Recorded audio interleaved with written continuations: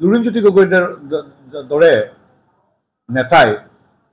প্ৰথম দিনাখনৰ পৰাই ইয়াৰ মাজত এটা খুব অদ্ভুত ধৰণৰ তেওঁৰ আপোনালোকে ভাৱ ভাষা কথা বতৰা চাব সকলোতে এটা ৰাজনীতি কৰাৰ তেওঁ দেখিছোঁ আৰু তথ্যবিহীনভাৱে মানুহক উত্তেজিত কৰাৰ তথ্যবিহীনভাৱে মানুহক ভুল পথে পৰিচালনা কৰাৰ তেওঁ এটা চক্ৰান্ত কিছুদিনৰ পৰা কৰি আছে লুৰিণজ্যোতি গগৈক কৈছোঁ আহক আপুনিও ইয়াত তাকে আপোনাৰো অধিকাৰ আছে এগৰাকী জুবিন প্ৰেমী হিচাপে ফুল এপাহ দিয়াৰ কিন্তু অনুগ্ৰহ কৰি ৰাজনীতি নকৰিব ভুল কথা নক'ব মিছা কথা নক'ব আৰু সেইকাৰণে আপোনালোকক সদায় ৰাইজে বিতৰণ কৰি ৰাখে তেখেতে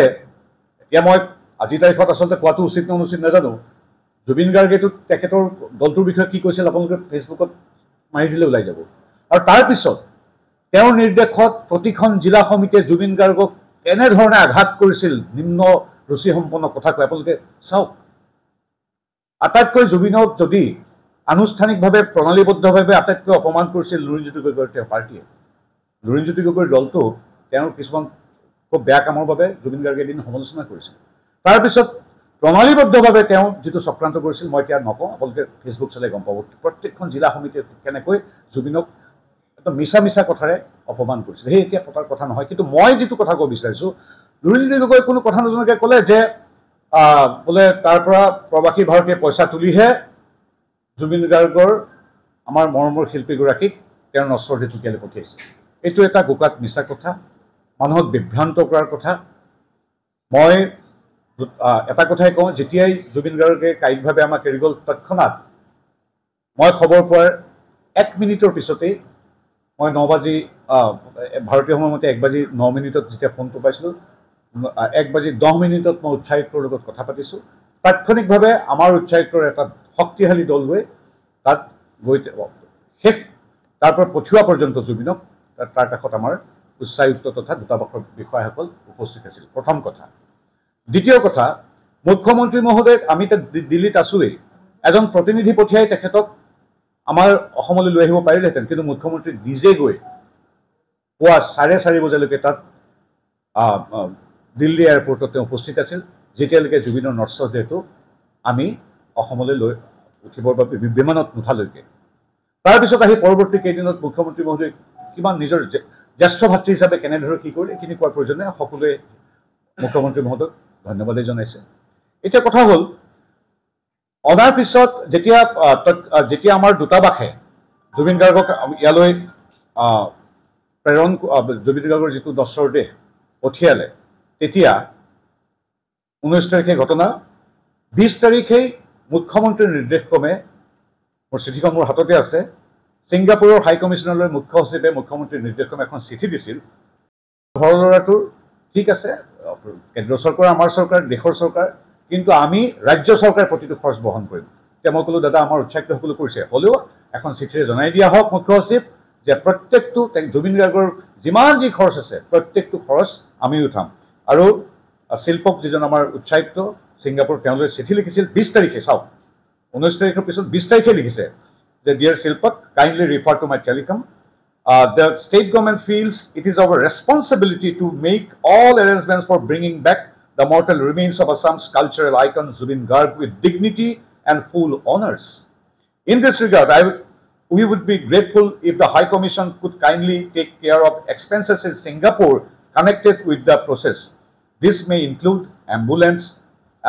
embalming, air tickets, visas, boarding, incidental expenses and any other requirements related to the mortal remains and the team accompanying them. The state government will of course fully reimburse the entire amount. অন্যান্য কথাও লিখিছে মই নিজে বিদেশ ৰাজ্য মন্ত্ৰী গতিকে এনেধৰণৰ ইমান সততা আৰু নিষ্ঠাৰে কামখিনি আমাৰ বিদেশ মন্ত্ৰালয় আৰু এইখন চিঠিখন মই আপোনালোকক দি দিম তাৰ উপৰিও এইমাত্ৰ মোৰ হাতলৈ তাৰ পৰা টেক্স ইনভইচ যিটো হিন্দু কেছকেট বুলি যিটো সংস্থাই গোটেই দায়িত্ব লৈছিল তেওঁলোকে বিল দিছে আমাৰ হাই কমিছনাৰে পইচা দিছে যে পেকেজ এক্সপৰ্ট ইত্যাদি সকলো মিলাই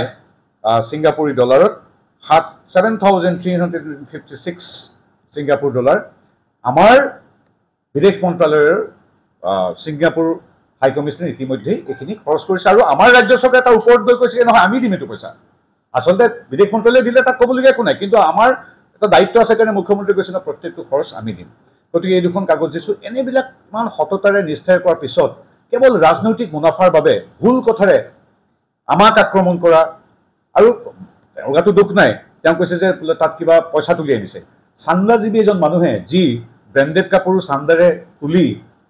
তেওঁ ৰাজনীতি কৰি আছে চান্দাজীৱী মানুহ এজনৰ কনচেপ্টটো চান্দাই হ'ব সদায়